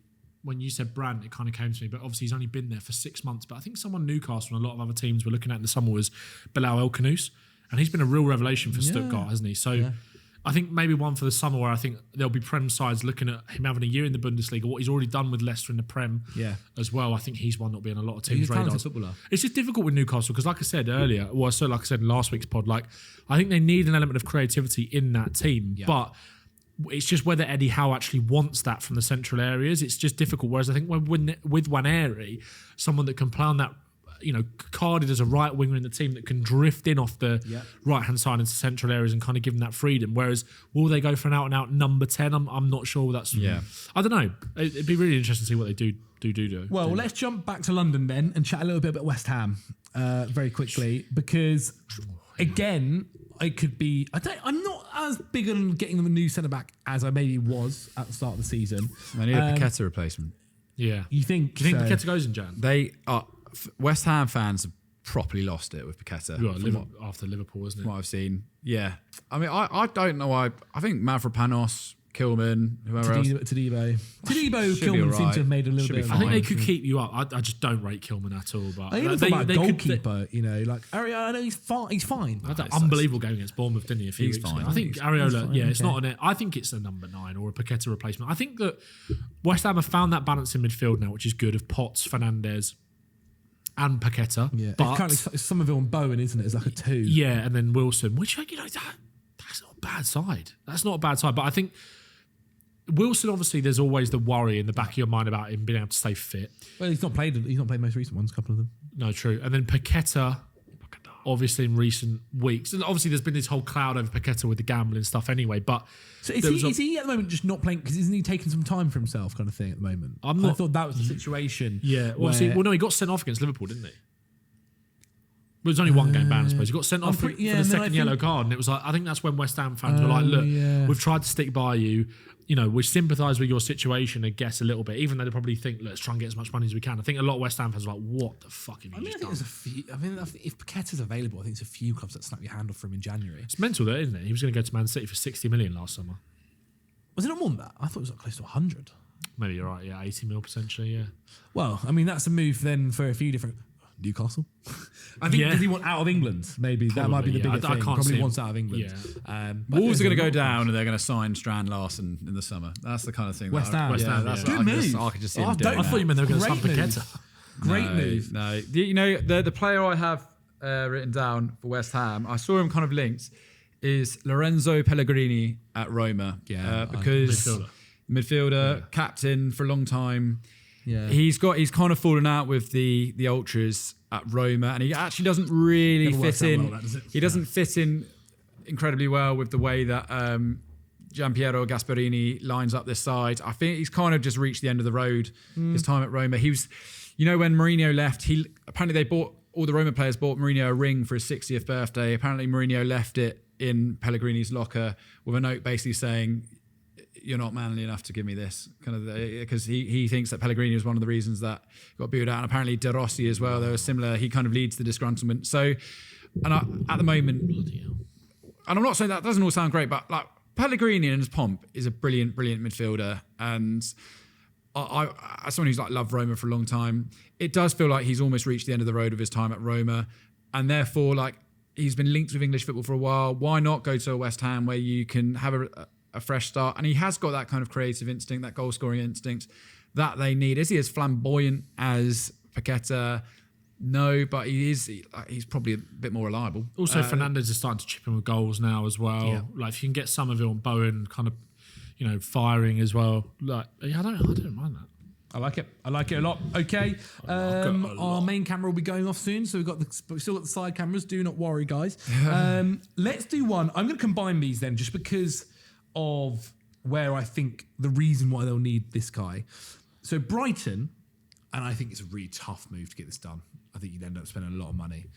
I've suggested for Brighton, Ethan Ampadu, because I think Baleba goes to United In Jan. in Jan. I don't. Oh. There you go. So my thinking of Brighton was they need a midfielder to replace Baleba. I think they generally need a midfielder anyway, because if he doesn't go in January, he'll go in the summer. Yeah. He'll go in the summer. Oh yeah, So they Baleba kinda won't be need there in to- 6 months' time. They kind of need to get a midfielder in. I think Ampadu is maybe slightly different. He's not necessarily the ball carrier that someone like Baleba is, and is maybe a little bit more slightly defensive minded. Yeah. But I do think, let's be honest, we said it in the previous video, I do think Leeds are going to go down, and Ethan Ampadu is somebody that can be snatched up instantly. Maybe it's more of a thing for the summer. Yeah, January. than now. I don't see Ampadu. Isn't Ampadu? He's not a Yeah, he's the captain of Leeds. he is a Yeah, captain of Yeah, Leeds. he's not. I can't see him. going in So January. maybe that was a little bit of too fantastical. Is that the word? Fantastical. Idea. What would you then say for Brighton? Because it's a bit tough, I think maybe a number 9 because what's his name? Is it? Ruta. No, Or the Greek lads. Is it Zolis? Who's the? There's their backup striker. He's done his knee. He's out to like April, May. So it's like I think they probably need a number 9. Maybe. Well, obviously Welbeck's doing well, but Still got Ruta. yeah, well, Ruta's probably he's more of a 10, isn't he? He kind of plays off the striker. I think they can maybe do with a number 9 just to rotate in and out with Welbeck. Now he's got injured, but then they've also got the other. I always forget who was the other guy they bought in the summer? The other striker. There's Kostulas. Costellas. Is it Zolis? Am I making that up? There's two. There's two Greek lads. Tsimikas. Zimas, Zimas, not and Zolis. Yeah, Kostulas. Kostulas, yeah. I've mixed the two names there. But yeah, I get what you mean. It's like, I also think there's an interesting, again, Brighton, as always, I think in the summer, I think Verbruggen's gone. I think Baleba's gone. Van Hecker, maybe. I think Van Heck's gone. I think there's a genuine chance like Minter gets snapped up as well. Oh, I think Minter. I actually think Minter. I mean, Baleba will be one of those ones where, because of his situation, the fact that he's almost like just wanted to leave, is almost not down tools, but like he's not playing at the same level as he was last year. Even though recently he's been a little bit better, it feels like. Has been back in the team a little bit more. That's I think 4 players. Minter is the guy that will have the almost like. I think Van Heck could jump to a big team and be a big level centre back. Yeah, I think there'll be. Well, Van Hecker, sorry. I believe it's still obviously in this conversation, but I think, you know how like there's always a real foray of clubs that are like, there's one player at Brighton that everyone wants, Caicedo. Yeah. Basuma was out for a while, McAllister. Well, I think Minter. I think there's going to be a lot of teams that are like, yes, please. Van Hecker will be the same, good ball playing centre half. And Baleba, I still think it's worth for me, if you're Man United or if you're even Tottenham, who I think need a player desperately in that kind of position who can play through the lines, can dribble through the lines, is very comfortable on the ball, receiving it on the half turn under pressure to get you up the pitch. I still think, despite even there's been a bit of a drop off with him this season for what feels like fairly obvious reasons to attach as to why he's not playing the same way, I think he's still worth the dip at like, even if it's not 100 million, like 60 mil is a snap your hand off. 100%. 75 mil, I'd still pay for Baleba tomorrow, I think. But then I guess we've not necessarily answered who we think should go to Brighton. I wonder if there's another midfielder that maybe a younger midfielder. It's an interesting one with Brighton, because it also feels like they would have done that transfer business maybe like last summer. I know he's playing a bit further forward for the next season. Do you know who they could try and get? on loan for 6 months to give him a bit of game time if he can stay fit. Romeo Lavia. I can't say fit. No, I can't say That's a problem. Or Maybe I'm just thinking of Chelsea. I'm thinking of Ogachukwu as well, mate. Ogachukwu been playing further forward for Burnley, actually. I was going to say the only other option, but I guess he can't play for another English team, can he? Was Harvey Elliott. Like, I felt like he can't go there. He can't go there. That could have happened. I think he's got to go abroad if he leaves Villa in January. Maybe we'll come back to. We'll come back to maybe at the very end. But then I guess that was moving on to Man United. I mean, they seem like they're linked to Semenyo as well, but we've already sent Semenyo elsewhere. Can someone explain that to me? I don't get that. I know Amorim likes versatile forwards that can play everywhere across the front line. Don't just stick him at wing back. I know Ahmad plays there, but maybe it would work, I suppose. But there's bigger issues at Man United. It's like midfield. You need a midfielder. Get a midfielder in Amorim. That's as easy as a suggestion is. Or an actual wing back. Like, I don't hate an actual wing back. I don't hate an actual left wing back. Those, like, I don't know. It's like some of the, I think Henry was it you that made the suggestion of Grimaldo? I really don't mind that. To who? To United. Oh, right. No, I think that was actually me. I was going to say, I don't think that was me. No. I really don't mind that. There was another. I really don't mind that. Like, we've spoken about. I know Stiller's been spoken about to several like Premier League clubs. I think Liverpool's been spoken about. Like, but again, United, I don't mind it.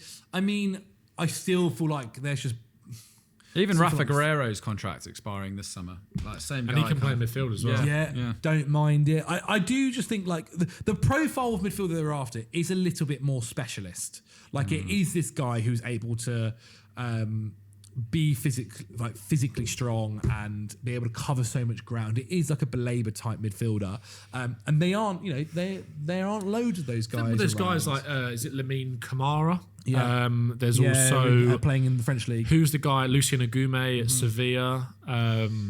But do you feel like United make that move? Even I know under Ineos, I just don't feel like they're making those moves though. Like they tried it with Dorgu, and I feel like they got burned. They want more. It feels like they've gone back to one slightly more established. If you speak to Amorim, he acts like he's been burnt by Dorgu. Fed up of listening to that. I know. I mean, it feels like the writing's on the wall. It really does at times, but evidently not. I actually thought on Monday they were a bit better. I quite like the fact that really good. He changed it in the second half, went 4-4. And obviously there's the stuff about like them now maybe kind of going to a 4 at the back. Yeah, AFCON's probably forced their hand a bit. Well, did you also hear the rumours that like he said to the squad, "There's a change is coming," and then they started like that's what President Xi said to Vladimir Putin at one of their meetings. He was like, "The world's about to change. We've never seen it." So ominous. But yeah, I still think it is a midfielder. Like, look. In the January transfer window, but let's say, look, Baleba might be 60 million in the summer at the lowest. Is United spending, maybe for their finances, it does make more sense to wait till January. But I feel like getting Baleba now would have a very good net positive for their season. And if that is spending 80 million in January, it might actually be worth it. Yeah, if they're going to stick with this. If they can make that happen, I think and the thing is, at least with Baleba, if say Amorim does go, a new manager comes in and you can play a midfield of Kobe Mainoo and Baleba. Yeah, they don't need this is the thing. They don't need any more specialists for these positions at United. Just go and buy quality. Like Mbeumo and Cunha, although Cunha, it was his second goal in the Premier League. Second. And Mbeumo's obviously been good, although I think he's dropped off a little bit more recently. But it just shows you what proven quality does get you. They don't need to go and it's like the kind of same thing with Spurs. It's like we don't need players that fit Frank's system, which I don't even know what that is. I know Amorim's got a more like defined system, but just go and buy quality. Yeah. It's not that hard. Okay. So I'm saying Man United Baleba. Go get Baleba, yeah. I mean, the finances, I don't know what's going to happen there, but we'll see. Man United always find a way. We didn't think they'd be able to spend how much money they did in the summer. It's just like, the magical pot of Man United. The Man United bank card comes out. It's like... Yeah, very cheap. So, yeah, I don't buy the the credit card. Okay, Ben. We've got 4 more clubs to get through very quickly. Bournemouth, I found this difficult, man. I found it so difficult. I thought maybe another centre-back side lead. I heard it was interesting about Iriola's comments that this season, one of his biggest focuses has actually been on the defence. You know Senesi's contract's up at the end of the season, as it stands. Wow. That would be one of the best times they can make him sign a new deal. Actually, genuinely would be. I'd say that's what I saw on Transfermarkt this morning. I couldn't believe it. I was quite surprised to see that Senesi's contract was up. Like we've said it before. Diamonde's had a really good start of the season. They've got the youngster, the Serbian lad, who again I don't know why his name escapes me. But like he's been really good for how old he is. Diakite or Diamonde? Sorry, Diakite. Apologies. He's good. He's down here for one of my suggestions for later on. Is he? For Diamonde is. Diamonde. Sorry, Diamonde.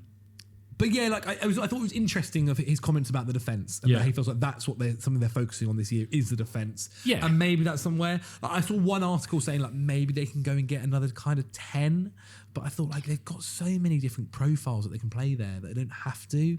I felt a bit overkill if they went and got another one. I think obviously if they, there's been a player that will be leaving Bournemouth, probably in January. That they're going to need to. Semenyo is a really interesting one because obviously that release clause. I know we've almost shipped him off to Liverpool, Arsenal, and Man City already in this video, and maybe Spurs as well. Hopefully, you never know. That release clause is, if I'm not mistaken, only active for the first 10 days. 10 days of the transfer window. Yeah. So I think it's just that I think their window is defined by that. See what happens in those first 10 days, and if he doesn't go, then you're maybe safe for 6 months. Yeah, carry and on. then look to go and get someone in the summer when that market's maybe a little bit more there for them. Yeah. If he does go, then I think there is a genuine chance that Bournemouth, I'm not saying they will, but could get pulled into that scrap that you said earlier that they do not want to be in, and they're too good to be in, I think, as well. But this league is brutal, so they're going to go and need to replace him with that money that they've got, pretty sharpish. Obviously, Krupi's been good up front. Evan Nilsson's been frustrating. I think he's all right though. Evan Nilsson, he's good, but he's missed a lot of chances this season for them. Krupi? No, Evan Nilsson. Krupi's great. I love Krupi. I know Evan Nilsson scored the other night, but are they not going to just maybe push Kluivert to the left wing? Yeah, I don't like that though. I think Kluivert's better when he's playing in a bit. 10. Yeah, I'm not saying he's similar, but a bit like Rodgers, where it's like I think he does his best work. Yeah. Maybe coming in off the left and going there, but. I don't know, it's tough. I think genuinely it could be just try and get Zanetti to sign a new deal. One, to protect his value, because I think there'll be other clubs that look at him at some point. And two, just to make sure you can he's a little bit older, keep him around. Isn't he? He's a little bit older. But how no, I agree. 26, 27? I thought he was 28. But still, interesting. I agree. Like, I think getting him to sign a new deal would be a transfer in itself. Okay, let's go to Everton. I think the number one glaring issue for them is obviously a striker, isn't it? Like, not to say that I don't think Barry scored the other day. But not to say that Barry isn't going to be a success, but I do think having someone else, like the big one is Beto is not it. Yeah, well they need. Whereas there's something to dream with Barry. Yeah, still. exactly. They still need another Beto striker. is not it. Richarlison. I thought he needs an out. He's not playing enough. Joshua Zirkzee. Do you know someone what? that could link in well with the 10s and the wingers. Somebody who can be somebody to play into. I actually think you can get him out of United for a cheaper fee than you would expect. Look, maybe he wants to aim a little bit higher, but Everton could go either way this season. I think he'll be going back to Italy. I think he'll be taking one look at Højlund, going back to Italy, and think, probably fancy a bit of that. Yeah. So I also think there's fullback issues that need addressing at Everton. Yeah. Although, O'Brien's solid, Mikalenko's okay, but O'Brien against Chelsea, I thought he defensively struggled. Yeah, he's not great. Offensively struggled. He's as well, okay. He's okay. At best, he's not made okay. to be playing balls into the box. Well, I have two right backs for you. Go on. Because I've been shipping around in the available in 6 months market for these guys. Former Barcelona right back, Oscar Mingueza. Do you remember him? I thought he was going to say Emerson Royale for a second. So he's got 6 months left at Celta Vigo. He starts every week for Celta Vigo. 26 years old, really, really solid right back. And came through La Masia. Or Zeki Çelik, the Turkish right back at Roma, also up in 6 months' time. Zeki Çelik, by the way, is an FD folklore for me. Yeah. Because there was one scene, I remember I found him out of the blue where he'd done something like, he was averaging like 11 tackles and interceptions a game. It was like a joke. I remember it was ridiculous. Proper right back, Playing solid. in France, wasn't he, before? Lille, classic teams go look out for a new player. I think both available for 6 months. Çelik's been linked with Everton before. Both just like actual solid right backs. Yeah. And they're available for free in 6 months, or you can get them now for a pittance. And so, there you go. Everton fans, take your pick. Either a right back or Joshua Zirkzee up top. What's more exciting? Some like weird European right back I've recommended, or a striker? So. Richarlison. Up to you, lads. Richarlison. We sent Richarlison to Bring back Brentford. Ricky. I'm saying Richarlison to Everton. I think he needs to go somewhere that he's like... They can't do another striker that has injury issues. But this is kind of probably the fittest he's ever been. Yeah, I know, Tottenham. but still. He's one injury away. Beto out, Richarlison in. Richarlison and Barry. I still like Barry. I know there's some something fans that are criticising him. We scored. But he's off the mark him. now, isn't he? He's off the mark, and I think there's something there with his link-up play and his hold. Like there is something there. I just think Richarlison is that more like if you've got sustained pressure with the likes of Njai, Grealish, Dewsbury Hall, the quality in that final third. If you give him chances, Richarlison will invariably put them away. It's maybe the other aspects of his game where he struggles, where Barry maybe more excels. Barry's just not anywhere near as refined in the box as someone like Richarlison is. Okay. I'm saying Richarlison. Let us know, Everton fans. Our second and last club, penultimate club, has the name Ham in the club name. Fulham. Henry. My dad saw me play against Fulham. You know what? I've had a bit of a laugh of this. I mean, look, we have fun. We need a CDM. We need like for me, I want like a backup centre back or a CDM. I saw that Thiago Silva wants a new little gig. I thought, get him over to West London, get him back. That'd be. Did you see John Terry? Well, his kids play. It's not bad. His kids are playing for the academy. Like his kids are like genuinely really talented as well. But his kids play for the Chelsea academy. Like one of them's captain of it, I think. There we go. Bring him home. It could be something he's keen I to saw do. Fabinho's contract is up at Al Ittihad or wherever he is in 6 months. He's done the 2 years, so he qualifies to keep that Saudi bag. Nice. So I was like, he might fancy it. He might fancy a little trip back. He's back in the Brazil national team as well. So I thought, yeah, why not get him playing in Fulham? Because we actually have like this weird Brazilian link up all the time, don't we? Yeah, you do. Kevin And then my punchiest move, who's available in 6 months. And I was reading that apparently like Crystal Palace and other teams are interested in him. I thought, well, he's lived in West London before. He might fancy it. Is Andreas Christensen. He's available at Barcelona in 6 months' time. Yeah, I thought he plays he can play in CDM. He can play centre half. He's got a bit of experience. I feel like you don't feel like Bayern Munich might just go and get him. Yeah, but and do what? He'll just sit on the. He'll just sit. I think he could feature. You know what? Fulham are in a funny position where we can sign these kind of players because of literally where we are in the world. And so I don't know if it's Thiago Silva would be good fun. Thiago Silva back at Fulham, back in the West. You'll back join in his West list. London. You've seen his list that he said he wants to manage every club he's played for. Wow, fine, please. No. Well, I mean, again. Would a striker be anything? A lot of those strikers in Jan. Yeah, I'm so bored of like the Jimenez. We've got 3 strikers that are exactly the same, including this Bayern Munich wonder kid who we're not even playing. So yes, I would like a different style of striker. Again, like the Openda, Jonathan David situation comes back in where you want to get one of these guys. You want some minutes in there. But I mean, look, it's impossible to know where the Khans are shipping around. So I've just gone for some fun names that are available in 6 months. Respect. Fair enough. Respect. Final club then, Crystal Palace in South London. I thought, do they get ahead of the curve now? Look towards a centre-back replacement for Mark Guehi. You know, they can feature him in a game or two when needed. I thought, look, they were.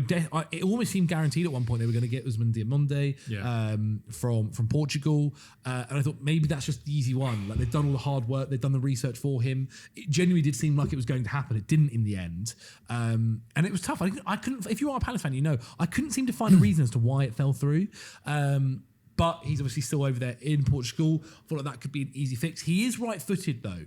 He is right-footed, and I don't know if they thought, like, you know, he'll just kind of do the same job as a right-footed centre-back that Mark Guehi does on the left side, but that is a little bit of a specific position. Lacroix plays in the centre, doesn't he? Plays on the left. And I thought, you know, that's a little bit of a tough role to put on a right-footed centre-back because he does play on the right side for Sporting. And so, I thought maybe that's the easy one, just considering they're looking at that. I don't know if you guys thought maybe actually a different position could be the one. I think Munoz is injured, isn't he? So but maybe I don't. right wing back. Sorry. Yeah, I think that is somewhere that they probably. I think Munoz was the one as well that Palace fans were just like, this is inevitable. We don't really have any. Like Klein is obviously playing there now. And I think they still see a bit of value in Klein in terms of maybe a defender, but also like someone who can play in a back three. Mm-hmm. But they need to maybe go and find someone that can do what Munoz can do in terms of being that specialist right wing back. Yeah, he is. And also, like, the sad reality for Palace is that Glasner might not be there that much longer. So it's like, do they just... Yeah, that ticking on, isn't it? That is getting a little bit closer and closer. And this kind of then also affects this transfer that they have been linked with. I think it's worth talking about the Brennan Johnson thing because I think in Glasner's system, like we said earlier, in terms of having Pino that kind of plays that left 10 who's more of the creator, can link with Mateta. Mateta's that kind of backboard, little 1-2, then he can play that pass in behind to almost like a second striker is what Sarri is. Likes to operate in the channel rather than being out wide because you've got Munoz kind of holding the width. It might also be a case that if Glasner was to move on, because Glasner, like, he came in and looked at Palace and played that way because he thought that was the best way to play. Yeah, he wasn't tied to that. So if they get a new manager in, the new manager might think, look, Glasner's had success with this. Let's keep a bit of continuity. I'm going to play in the same way. In which case, signing someone like a Brennan Johnson who can compete with Ismaila Sarr makes sense if you are going to continue to play in that manner post Glasner. Johnson's timing of runs into the box are good. I don't think there's much in it in terms of who's a better crosser out of him or Sarr. I think he's got a better eye for a goal than Sarr, even though Sarr's numbers are okay. I think Sarr works harder, though. That's the thing. I think Johnson is quite lazy, sometimes out of possession. But I don't mind that. Bolster the squad a little bit. Bolster the squad, because I think, I know, to contradict what we said in the last pod about like the fact that Palace, I think keeping that group together and only losing Eze was massive. I think obviously it's the proof's been in the pudding in the sense they've lost every game they played after, or dropped points in every single game they played after playing in the Conference League. Yeah. So I think they are going into those games a little bit more jaded, which is natural. So I think they could have done with more depth. Two things can be true. They're reaping the benefits of keeping those guys all together, and not maybe going big and bringing in loads of players. But also I think they could have done with a bit more depth. So maybe that's an attack. Maybe that is right wing back. I think Johnson is. I think it does tick boxes for them. And if you can get, I think Spurs would probably take 30 million. I reckon they're going to be less. I thought his comments. I think his comments. It seems a little bit right on the wall. You see his comments about as Thomas Frank spoke to you about what you're. Oh, that was in the summer. Even then, though, it doesn't seem like anything's happened about it. Yeah, but I think that was literally in pre-season. I think maybe fair. And he was playing a bit more at the start. I just think he's fallen out of favour because he just doesn't offer us an all-round package anywhere near as much as. And these guys aren't perfect, by the way. As Audebert or Tell or whatever, it just doesn't offer anywhere near as much as those guys in possession. So go on, Henners. Bring it home. Wow. Bring it home, mate. Come on. I'd go to Bayern Munich and I'd go to Hiroki Ito, their Japanese centre-half, and I'd say, look, you're not using him. Just come back from injury, though, hasn't he? He's been out for a long time. That's very good from you. Did they sign him? My research on him. They signed him last summer. I was going to suggest him for Palace. I like that. Yeah, but I mean, there's no pressure. There's no pressure for him to go into the starting lineup. He'll be wanting minutes ahead of the World Cup as well. He was clearly good enough that talented. Bayern Munich wanted him. He's only 26. I think that's the kind of like Lacroix, all these guys that they managed to pinch from bigger clubs like that. I think Ito could be a really interesting. Yeah, I don't mind that. He can play at fullback as well, can't he? He's quite good on the ball. Do we think Glasner will be manager at the end of the season? No. Where do you think he's going? I genuinely think. No, I don't think United. I think Atletico will have to move on from Simeone at some point, and I think Glasner to someone like Atletico would be the most perfect thing ever. Wow. Okay. Also, just quickly, I've got a Burnley name because we said we were looking for one. I want to see Brian Gruder. I want to see Gruder play all the time. Like I want to see Gruder Brighton actually get some minutes. And I think where Larsson's playing on that wing, sticking Gruder there. Like I know Ugo Chukwueze is playing like really good football in the middle, and Jadon Anthony had that little purple patch. But get Gruder in and let's see him play 90 minutes for a few weeks in a row because he's clearly talented at Brighton, but he just never gets a look in. So I want to see Gruder go to Burnley and have a bit of a laugh. Okay, there we have it, guys. Thank you all so much for watching and for watching throughout the year as well. Hope you guys have a lovely new year coming up and a very prosperous 2026.